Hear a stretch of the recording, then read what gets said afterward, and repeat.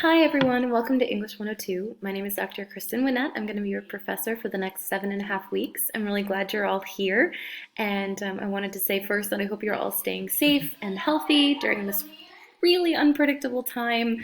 I think one of the best things about us being part of the Arizona online community is that we are already in an online space, whereas a lot of my colleagues are kind of struggling to put their classes online and figure out how to move to online instruction. We are already there. So other than the delayed start date, which I will talk about in the course overview video, we're kind of going along about business as usual. So anyway, I'm, like I said, Dr. Kristen Winnett. I've been teaching writing for quite a number of years. I came to the U of A from a small liberal arts college in Florida where I was teaching for a couple of years. But interestingly, my master's in fine arts in creative writing and my PhD in writing studies are actually from the University of Arizona. So coming back to the UA is kind of a homecoming for me. So I'm very excited to be here with you guys. This is the second time that I'm teaching this course. So I learned a lot going through the first 7 weeks, and I'm looking forward to trying again and getting out those kinks with you guys. So today's video, I wanted to share 3 things with you. I have a little to-do list here. I wanted to show you how to sign up for notifications for any announcements related to our course. I wanted to, second of all, show you how to access our textbooks. And third, I wanted to show you how to get into eLiveReview, which is the peer review software we're going to be using really quite a bit throughout the course of our time together. And then in the next video, I'll give you a really comprehensive overview to the course itself. So this is just kind of the nitty-gritty stuff. So I've got my to-do list here, I've got a cup of tea, and I think I'm all set. So if you guys are ready, let's do this. So when you log into D2L, this is what you'll see as our home page. As you can see, I've already put up a note here about class starting a couple of days late, and that is called an announcement. So if you want to get announcement notifications to your phone or to your email or both, you can click here if you see this little drop-down triangle here on announcements. If you go to notifications in the drop-down menu, you'll come to a screen that'll give you a whole lot of options for deciding how and when you want to get notifications on your phone, email, etc.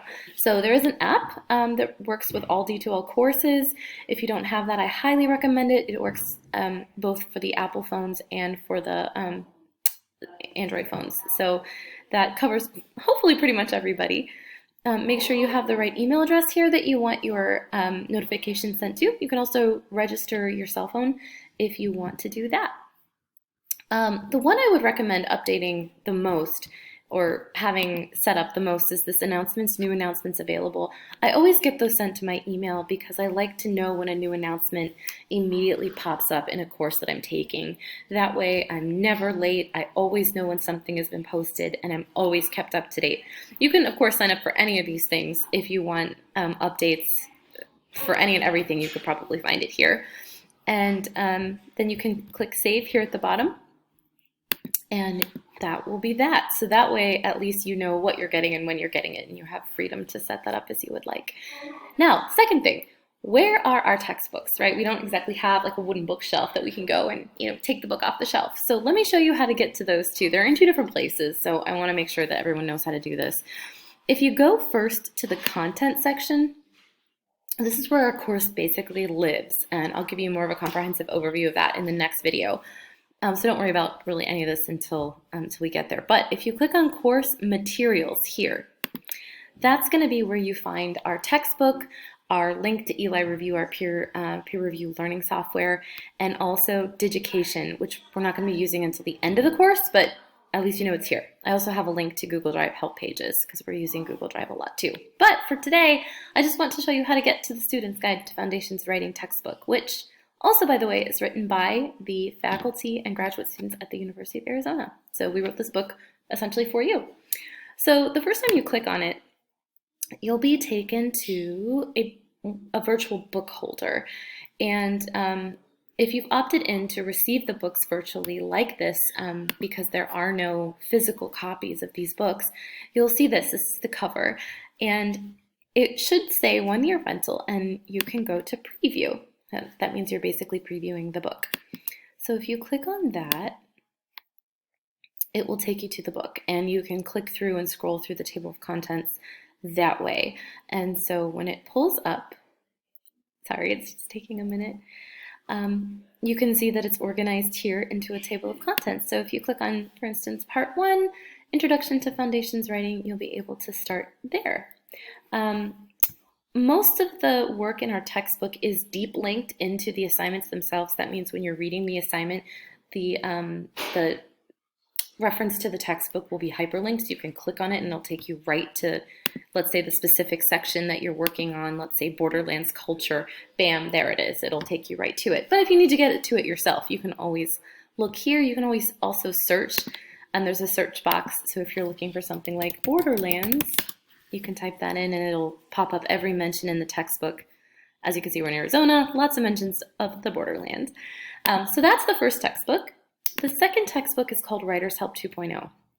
And that one is a little different because it's actually a widget, which I know sounds weird. But if you scroll down on the right-hand side, so we're back to the home page here. See Course Home. So if you scroll all the way down to the bottom, under the due dates, you'll see Macmillan Course Tools. This is like a widget.